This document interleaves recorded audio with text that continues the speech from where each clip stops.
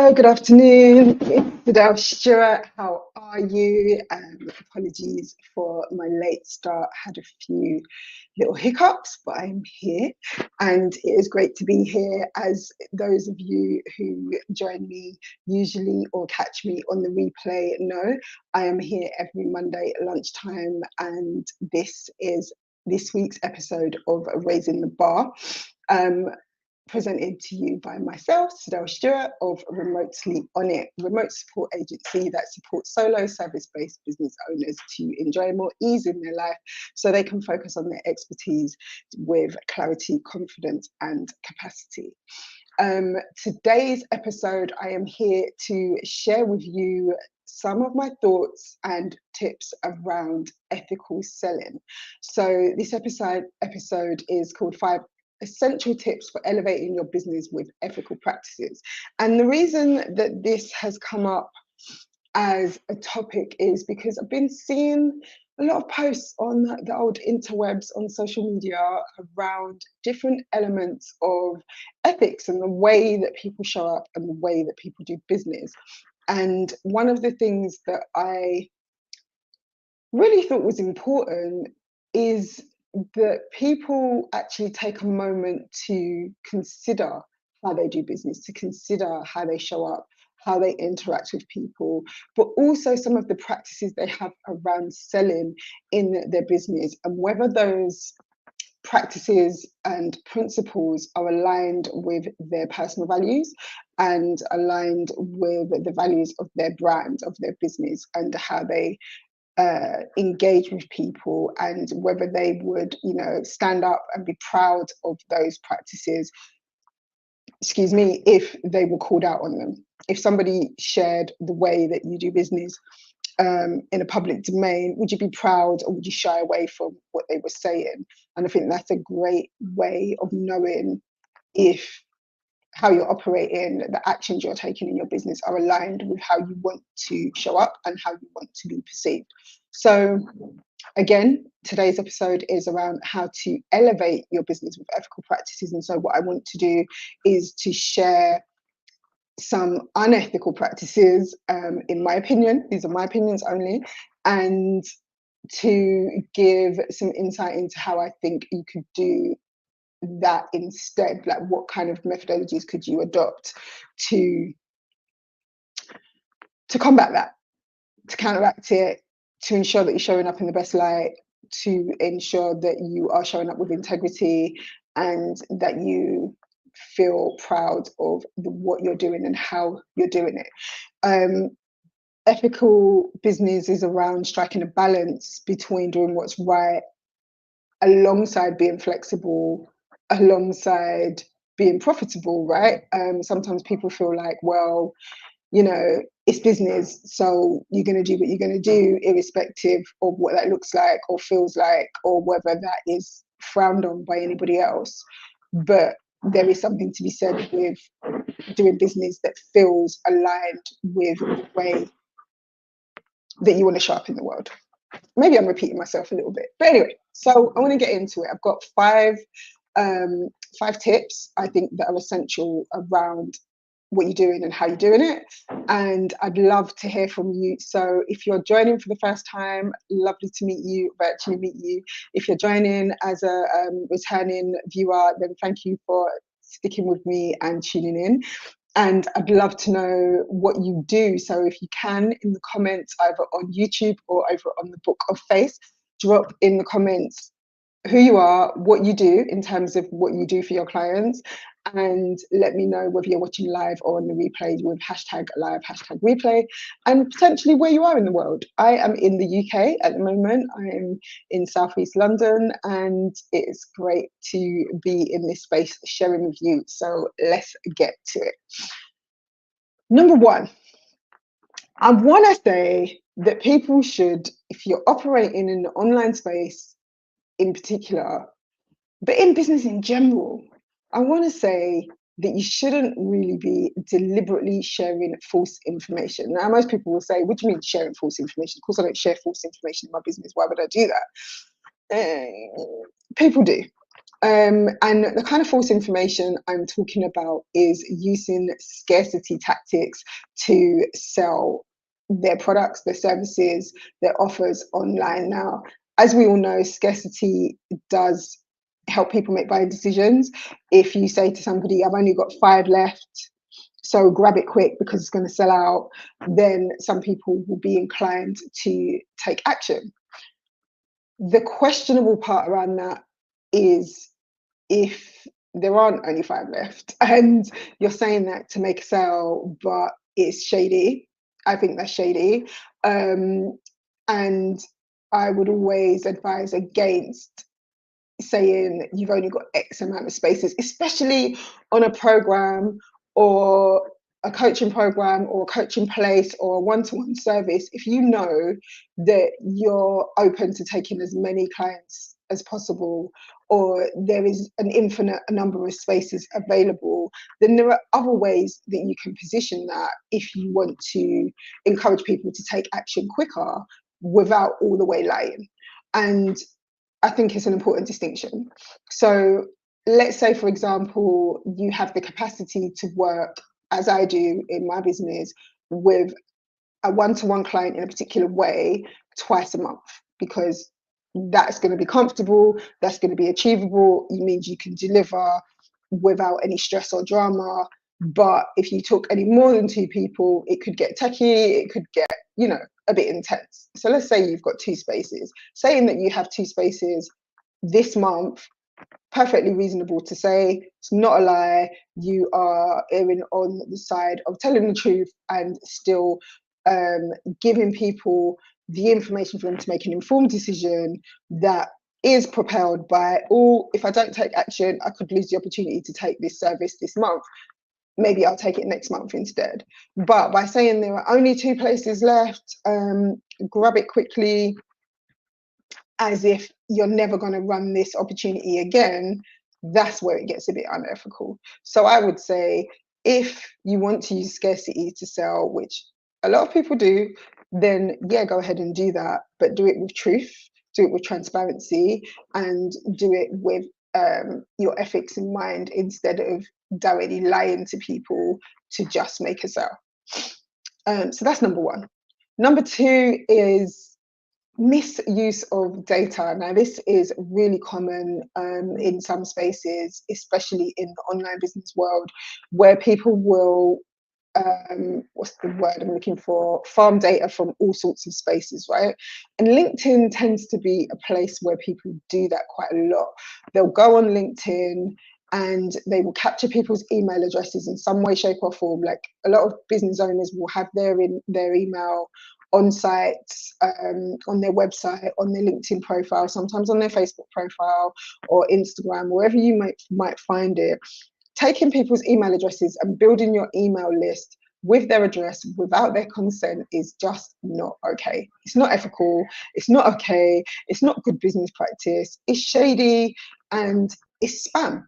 If you're emailing people around your offers and your sales, then yeah, there's an argument to say that you are prospecting and you're reaching out and you're doing outreach. Great, but your outreach should be permission based. Like, this thing of, yeah, let me just put as many people into my email system and then just bombard them with marketing messages is really in poor taste, and also will get you flagged. Like, you do not, if you're in the UK or in the EU in particular, you do not want the ICO, which is the Information Commissioner's Office, knocking on your virtual door and saying, hey, we've got proof here that you've been spamming people, you're emailing people with marketing messages without their consent, and that you end up with a hefty fine. That's nobody's idea of joy, and I would always recommend that you don't do that. If you are using lead capture forms, so the online form where somebody offers you a digital download of some sort, or a webinar, or some kind of free offer, and somebody gives you the opportunity to get that, they're doing that in exchange for your email address. And so if you as a business owner are offering people something in return for their email address, there still needs to be, again, in my opinion, an option for that person to receive whatever it is that you're offering, but to still categorically opt in to your list, by giving their consent. Consent is key. It's 2024. Consent matters. Like, it's important in all different aspects of life, and email marketing is one of them. So if you're offering something online, then include a box where somebody can say yes, they opt in, or no, they don't. Don't just have one box that they have to tick that says I consent to being contacted, or I consent to being on your list. You need to have the option from a data protection and a data management point of view. If you're doing ethical business, you need to have a box that says yes, I consent, and a box that says no, I do not. And the second one means you won't have that person in your mailing list, and that might be upsetting, but why would you want people in your email list that don't want to be there? That doesn't even make sense. Why would you be trying to push your messaging to people who don't want to receive it or don't want to be sold to? It's a waste of your time. So it might seem counterproductive, but actually you only really want people on your mailing list who are actually interested in what you're selling, interested in what you're offering, who feel like this is going to be of benefit to them, because they're the people that are going to read your messages. They're the people that are likely to buy from you. The people that are on your list that never open your emails are taking up space. And your email is real estate. You want people on your property that want to be there. The other thing is, when you're emailing people who don't engage with your emails, it's hurting your deliverability. So the email platform will be monitoring in the back end how your emails perform, and the higher percentage open rate that you have on your emails, the more your emails are favored by the platform, the better deliverability you have, and the better outcomes you have, the better conversions you have. It just makes good business sense. If you've got people on your list, and you should be looking at your list on a regular basis, whether that's weekly, monthly, quarterly, and seeing what the open rates are, tracking that, and seeing who engages with your content, who doesn't clearly want to be there. If you've got someone on your list and they've received the last 12 emails you've sent and they've opened one, they don't want to be on your list. Remove them. They're not an actual good fit for you. They're not interested. Let them go. So yeah, number 2, misuse of data. Avoid at all costs. Make sure you're getting consent before you're communicating with people in email, and don't take people's email addresses to add to your list without their permission. Number 3, I was talking about this online the other day on somebody's on a business coach's page. She raised a point around email marketing, and again, we just touched on email marketing, but this is from a different point of view. So let's say you're an online business owner and you're launching a new service, a new product, a new digital product, a new way to work with you, whatever the case may be. And ultimately, you are sending emails that have been very carefully written and crafted to persuade people. Persuade, some people might find that an uncomfortable word. I'm going to say persuade people to purchase from you. And what lots of people do when they're launching is have this crazy schedule, right, of X number of emails per day in the lead up to closing the shopping cart. So in your launch, your cart opens on a particular day, which is when it's available to buy. And then you'll essentially have a closed cart day where you say, okay, on this day, nobody will be able to buy anything after this date. And what tends to happen when somebody launches is they will have a pre-launch period where they're seeding the idea, or you might be seeding the idea of your offer, and you'll be doing that in your email list, you'll be doing that on social media, you might be doing that through videos, whatever it is, whatever methodology you're using and whatever vehicles, you're doing that, and you're warming people up to the idea that this particular offer, service, product is coming. And then what happens is it launches. So let's say you launched on the 1st of March, and then there were 5 emails that went out on the 1st of March. 5 emails is a considerable number of emails. But what some people do is have as many as 10 plus emails per day landing in people's emails. And I want to say, yes, it's a model. Yes, it's a very old school online business model of launching. But I want to say in 2024, people are over it. They know it. They know it inside out. They know that's the method. They know this is a formula. And yeah, some people will argue, but it works. And you know, I had a six-figure launch, and that's all good and well. But there'll also be people who are just over it. Like, how many times are you going to email me about, you know, a course you're selling on how to write a book, or a course you're selling on joining your coaching program, and how, you know, there's only X number of spaces left. Again, that scarcity. It's like, yeah, if you have a good offer, if you have a good product, a good service, and you've got social proof and you've got testimonials that you provide the transformation that you're saying you do, and you get it in front of people, if people are interested, if people are action takers, they will take action, they will buy your service, they will buy your product, and they will keep it moving because they are engaged and they are interested in what it is that you have to say, what it is that you have to offer. If you have to persuade people, if you've got to bombard people with 10 emails in 24 hours, like, even just saying it sounds ridiculous to me. If you've got to bombard people in 24 hours and say, yeah, this is why you need this, and have this ultimate long scrolling page, scrolling sales page that goes on forever, and you have to do that to get somebody to part with their cash, like, you need to look at what you're selling. And unpopular opinion, some people might find that, you know, controversial and say, you know, I've been selling like that for years and I have sellout launches. And I don't dispute that they're probably successful. And some people will argue again, if it's not broke, don't fix it. But I want to say, in 2024, do you want to work that hard? Like, we're on the cusp of a soft life. You know, like, 2024 is the year of ease, in my opinion. For me, I'm trying to work easier and smarter, not hustle, not grind, not work hard. And if you've got to be sending 10 emails or more a day, irrespective of whether they're automated and scheduled, if you've got to be doing that, that means you've got to hire a copywriter to write that many emails, or you're writing that many emails. That's hard work. And business is not supposed to be hard. I say this all the time. It's not supposed to be hard. It's supposed to be fulfilling. It's supposed to be rewarding. It's supposed to be transformative. It's supposed to be enriching. It's not supposed to be hard. There are times when you work hard to get results. The email is not. Email is not the space.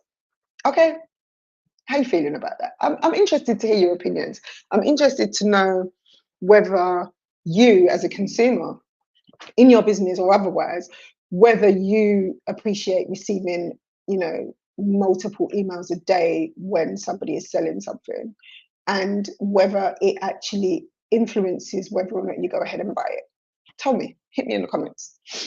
Okay, so that's number 3, overly aggressive launch marketing on email.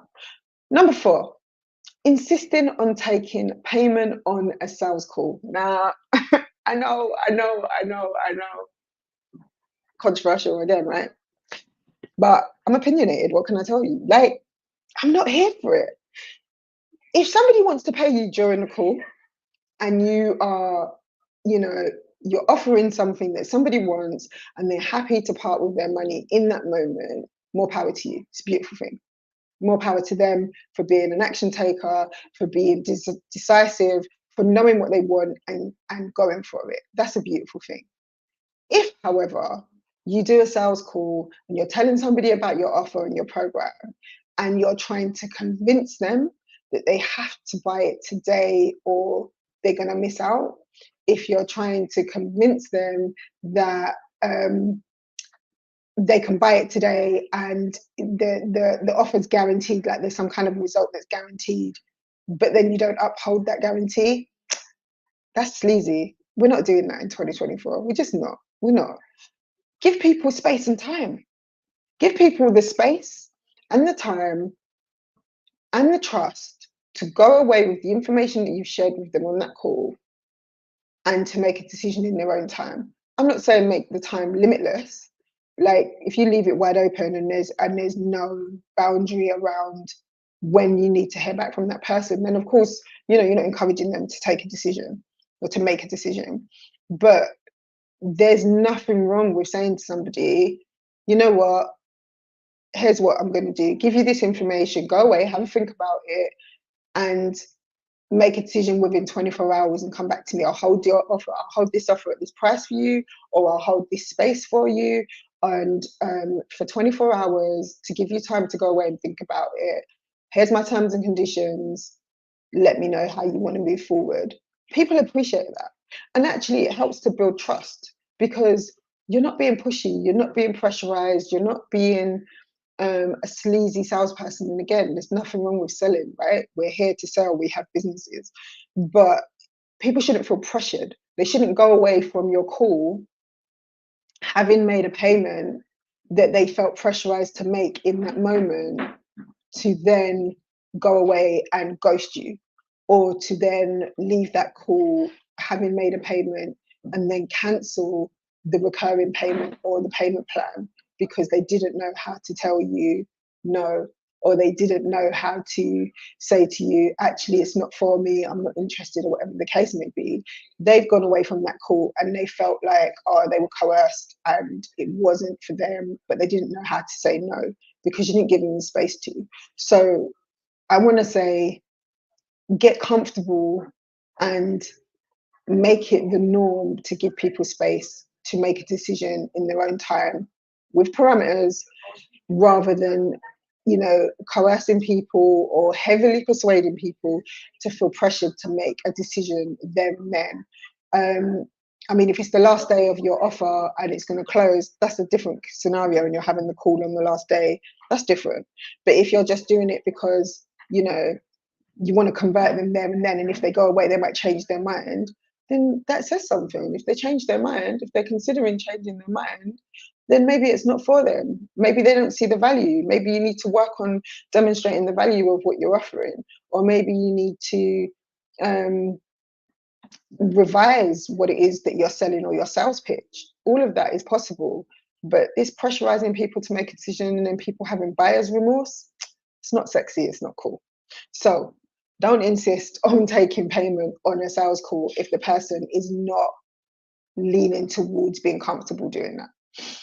Number 5 in these tips and these essential tips of how to do more ethical business is to build genuine connections, right? Lots of us are on social media and we're connecting with people, and we're in networks and we're in spaces where we're doing business with people, or we're just cheering each other on and we're patting each other on the back, and we're here for it and we're here to see people win. All of that is beautiful. Excuse the background noise. All of that is beautiful and necessary. It's one thing to have lots of people on your page, lots of followers, lots of connections on your profiles, on your social profiles, lots of connections in your email list. But how many of those relationships are you nurturing from a place of genuine interest and connection, other than just, I need to make a sale? How many of those relationships are non-transactional? That's something to think about. I think when you're doing business and you're showing up as your true, genuine, authentic, ethical self, then those conversations are conversations because you're getting to know somebody, because you're interested in what it is they do, because you're interested in what it is they sell, because you're interested in being able to refer them to other people that might need their services, even if it's not you. And I think that that's really important. And one of the things I like to do when I connect with people on social media is to drop them a message and a link to book a virtual coffee with me. I encourage people to bring a drink and bring a hot drink with them, and for us to just have 10 minutes, not really long enough in my opinion. I like to chat, as you can tell, but I like to tell people, come along with a coffee or a tea or whatever it is that you're drinking, and let's have 15 to 20 minutes and just have an introductory chat. What is it that you do? It's nice to put a face to the profile, it's nice to put a voice to the name. Get to know people and what it is they do, because there'll always be someone in your network that needs what they do. Like I say, even if it's not you, it's nice to know what other people in your industry are doing. It's nice to know what else is going on in the landscape of your industry, and also just in your community, in these social streets. So again, I'm going to recap on the 5 essential tips that I shared with you around elevating your business with ethical practices. Number 1 was avoid deliberately sharing false information in order to make a sale. Avoid misusing data. Make sure that you're gaining consent and permission to contact people before you start adding them to your mailing list. Try to avoid overly aggressive launch email sequences. We are over 10 plus emails a day because you're selling something. Like, it's just not okay. Number 4, stop insisting on taking payment on a sales call. If somebody is happy to go with the sale, beautiful, do that. But don't feel like you have to pressure people to make a decision there and then. Give it some space. You know, contracts have a cooling off period for a reason. Give people the opportunity to make that decision in their own time. Number 5 is build genuine connections, collaboration over competition, and just putting names to faces and getting to know somebody because you're genuinely interested in what they do is a beautiful way to build relationships and nurture relationships in the business world. So I'm curious to know if you have any that you would add. Feel free to add them in the comments. Like I say, you can catch me here again next week, next Monday. I'll be back with a new topic. And all of my topics are focused on operations in business, how you show up, how you do business, and how you work with clients and customers, but also how you work with your team.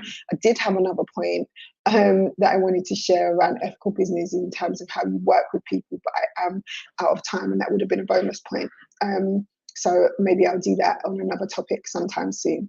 But thank you for joining. Thank you for tuning in. If you're watching on a replay, let me know that you caught up with me later. And I appreciate you. And I will see you again sometime soon. Take care.